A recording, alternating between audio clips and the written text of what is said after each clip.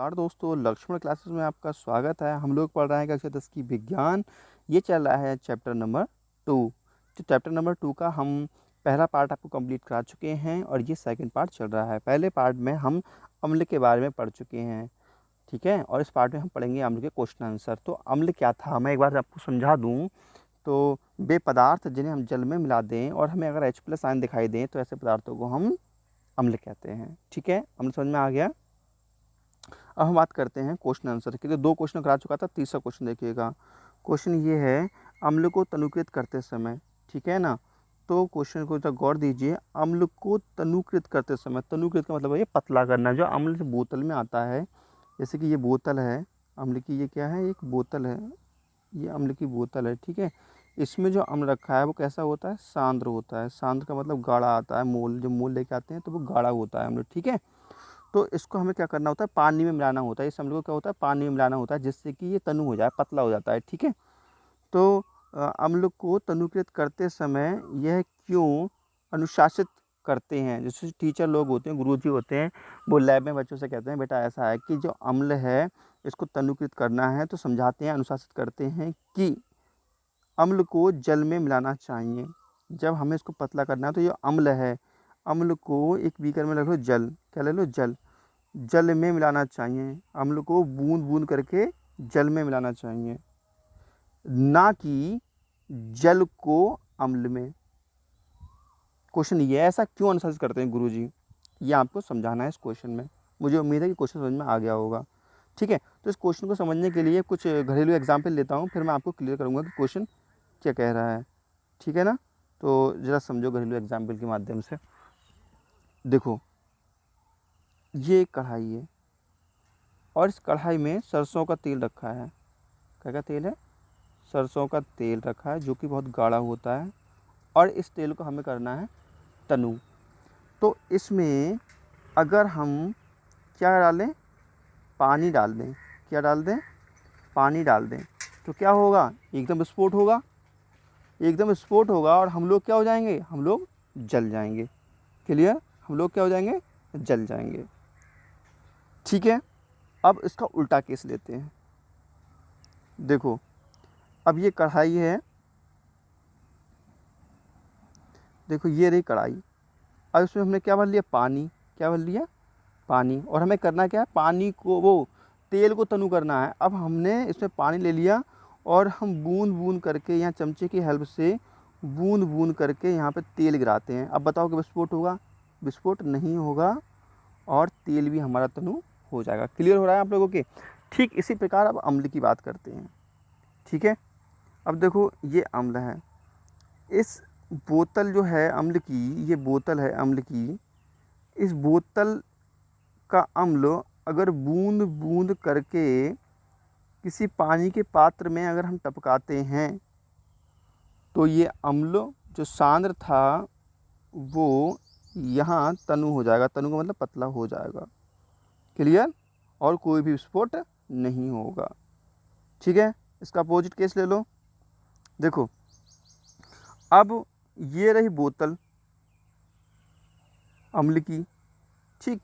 अब इसमें हम डाल रहे हैं पानी, क्या डाल रहे हैं, पानी। जब आप पानी डालेंगे तो ये अम्ल इतना तेज होता है, इतना तेज होता है कि एकदम विस्फोट हो जाता है, बोतल भी फट जाती है और हमारे चेहरे पर भी दाग धब्बे लग सकते हैं। अगर प्रश्नावली में या बोतल में पानी डालते हैं तो वो टूटने का डर रहता है। यही कारण है कि हम पानी नहीं मिलाते अम्ल में, पानी नहीं मिलाते अम्ल में। जबकि पानी में, जबकि पानी में अम्ल मिलाते हैं। समझ में आ गया, बिल्कुल उम्मीद है समझ में आ गया होगा, बहुत देर होगी समझाते हुए, ठीक है। और जो मैंने लिखवाया है वो पढ़ के सुना देता हूँ तुम्हारे लिए, बच्चों को लिखवाया है मैंने, ठीक है। देखो,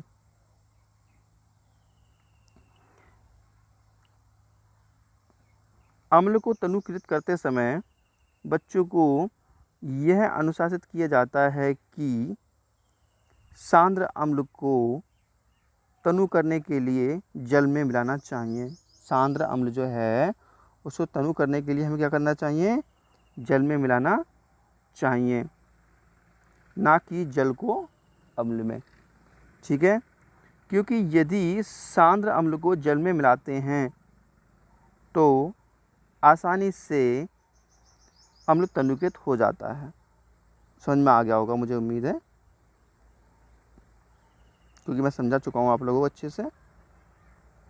और यदि सांद्र अम्ल को जल में मिलाते हैं तो विस्फोट या कोई बड़ी हानि हो सकती है, जैसे परख नली टूट सकती है या बोतल टूट सकती है, त्वचा भी जल सकती है। मुझे उम्मीद है आपको समझ में आ गया होगा। ठीक है प्यारे बच्चों, आगे क्वेश्चन की ओर बढ़ते हैं।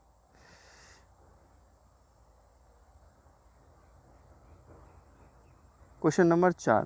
क्वेश्चन नंबर 4 कहता है कि HCl, HNO3, HCl, HNO3 आदि जलीय विलयन में अम्लीय अभिलक्षण क्यों प्रदर्शित करते हैं। ठीक है ना, कहने का मतलब ये है, जो जैसे जो अम्ल है या HNO3 है या HCl है, इसको जब हम जल में मिलाते हैं तो ये अम्लीय गुण क्यों प्रदर्शित करते हैं। ठीक है, जबकि अल्कोहल एवं ग्लूकोज को जल में मिलाते हैं तो ये अम्लीय गुण प्रदर्शित नहीं करते हैं। और ये क्यों करते हैं जबकि ये नहीं करते। ठीक है ना, कुछ नहीं है, देखो मैं आपको बता दूं। जैसे HCl है, ये क्या है, एक अम्ल है। HCl क्या है, एक अम्ल है। ठीक है ना, जब इसको हम जल में मिलाएंगे, क्या करेंगे, जल में मिलाएंगे तो हमारे लिए वहाँ पर H+ आयन दिखाई देंगे, इसलिए ये अम्लीय गुण प्रदर्शित करती हैं। HNO3 को हम जल में मिलाएंगे तो ये H+ आयन दिखाई देंगे, इसीलिए ये अम्लीय गुण प्रदर्शित करेंगे। ठीक है ना, और जबकि हम अल्कोहल, जैसे कि अल्कोहल है, अल्कोहल ग्लूकोज है, इनको अगर हम जल में मिलाएंगे तो कोई भी H+ आयन प्रेजेंट नहीं होगा, इसलिए अम्लीय गुण प्रदर्शित नहीं करेंगे। ठीक है, तो ये मैं नीचे लिखवा रखा है, तो आपको एक बार पढ़ लेना, समझ में अच्छे से आ जाएगा। ओके, चलो मैं पढ़ के दिखा देता हूँ आप लोगों को। बच्चे ने थोड़ा गंदा लिखा है तो कोई बात नहीं, समझ में आ जाएगा उम्मीद है। देखो, HCl, HNO3 आदि अम्ल जल में मिलाते हैं तब H+ आयन देते हैं। जब इनको हम जल में मिलाते हैं तो ये क्या करते हैं, H+ आयन देते हैं। इसी कारण यह अम्लीय गुण भी प्रदर्शित करते हैं। जबकि अल्कोहल और ग्लूकोज को जल में घोलते हैं तो H+ आयन दिखाई नहीं देते, इसी कारण ये अल्कोहल ग्लूकोज अम्लीय गुण प्रदर्शित नहीं करते हैं। ठीक है, आगे क्वेश्चन पर ध्यान देते हैं। नेक्स्ट क्वेश्चन हमारा है, कहता है कि शुष्क हाइड्रोक्लोरिक गैस शुष्क लिटमस पेपर के रंग को बदलती क्यों नहीं है। ठीक है ना, तो शुष्क हाइड्रोक्लोरिक गैस का मतलब ये होता है, शुष्क हाइड्रोक्लोरिक गैस का मतलब ये है कि इसमें जल नहीं है, जल रहित है। अरे भाई, जब जल नहीं होगा तो HCl एक गैस ही होगी, ना कि अम्ल होगा। अगर ये जल में मिला दें तो H+ आयन प्रेजेंट होंगे और ये एक अम्ल की भांति व्यवहार करेगा HCl, लेकिन यहाँ पर शुष्क है, जल रहित है, इसलिए इसमें H+ आयन नहीं होंगे। यही कारण है कि ये अम्लीय गुण प्रदर्शित नहीं करेगा, और जब अम्लीय गुण प्रदर्शित नहीं करेगा तो ये नीले लिटमस पेपर को लाल भी नहीं करेगा।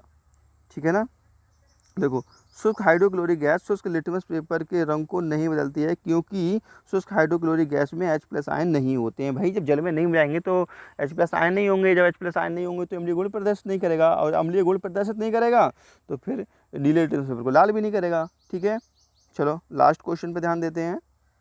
अम्ल से रिलेटेड ये लास्ट क्वेश्चन आपकी बुक में, इससे ज़्यादा कोई क्वेश्चन नहीं है अम्ल से रिलेटेड। तो क्वेश्चन है कि आश्रित जल में विद्युत का चालन क्यों होता है, जबकि वर्षा के जल में। क्वेश्चन ये है, आश्रित जल में विद्युत का चालन क्यों होता है। थोड़ा गलत लग रहा है क्वेश्चन। अच्छा, गलत नहीं था, सही लिखा है क्वेश्चन। लिखा है आश्रित जल में विद्युत का चालन क्यों नहीं होता है। आश्रित जल है, उसमें विद्युत का चालन नहीं होता है, क्यों नहीं होता है ये पूछ रहा है। आश्रित का मतलब होता है बच्चों शुद्ध जल है, और शुद्ध जल में जो इलेक्ट्रिक करंट फ्लो नहीं हो पाती है, क्यों नहीं हो पाती ये पूछ रहा है, जबकि वर्षा के जल में तो हो जाती है। समझ में आ गया क्वेश्चन। ठीक है, चलो मैं इसका आंसर आपको पढ़ी कर समझा देता हूँ पहले, उसके बाद हम आगे की बात करते हैं। देखो, जो करंट फ्लो होती है, अगर किसी धातु में अगर किसी तार में करंट फ्लो हो रही है तो इलेक्ट्रॉन के कारण होती है, ये बात याद रखो, ठीक है। और किसी अगर विलयन में या किसी जल में करंट फ्लो हो रही है तो आयनों के कारण होती है, ये है आयन, इसके कारण ही करंट फ्लो होती है। अगर आयन नहीं होगा तो करंट फ्लो नहीं होगी, ठीक है।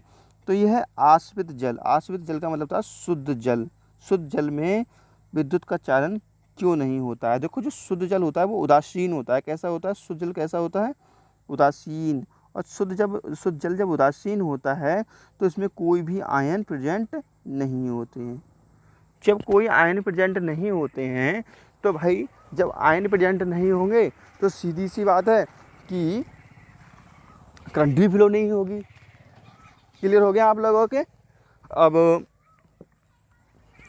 नेक्स्ट बात करते हैं। और देखो, बात है अब वर्षा के जल की। जो वर्षा का जल होता है, ठीक है ना, जो वर्षा का जल होता है, वर्षा का जल अम्लीय प्रकृति का होता है। कैसा होता है? अम्लीय प्रकृति का होता है, जिसमें H+ आयन प्रेजेंट होते हैं। इसी कारण उसमें करंट फ्लो हो जाती है, ठीक है। तो इसको जरा पढ़ के समझा देता हूँ आप लोगों को। देखो, आश्रित जल में विद्युत का चालन नहीं होता है क्योंकि ये शुद्ध जल उदासीन होता है, अर्थात इसमें कोई भी H+ आयन उपस्थित नहीं होते हैं, ठीक है ना, इसलिए इसमें करंट फ्लो नहीं हो पाती, ठीक है ना। और जबकि वर्षा के जल में करंट फ्लो हो सकती है क्योंकि वो अम्लीय प्रकृति का होता है और उसमें H+ आयन पाए जाते हैं, ठीक है दोस्तों। तो मुझे उम्मीद है कि आपको ये वीडियो पसंद आया होगा और इसका फर्स्ट पार्ट जरूर देखिएगा। और अगर आपको दोस्तों समझ में आ रहा हो तो चैनल को सब्सक्राइब करना, लाइक करना और शेयर भी करना। और 10th क्लास में फुल कोर्स आपको कराया जाएगा। Okay, bye, thank you.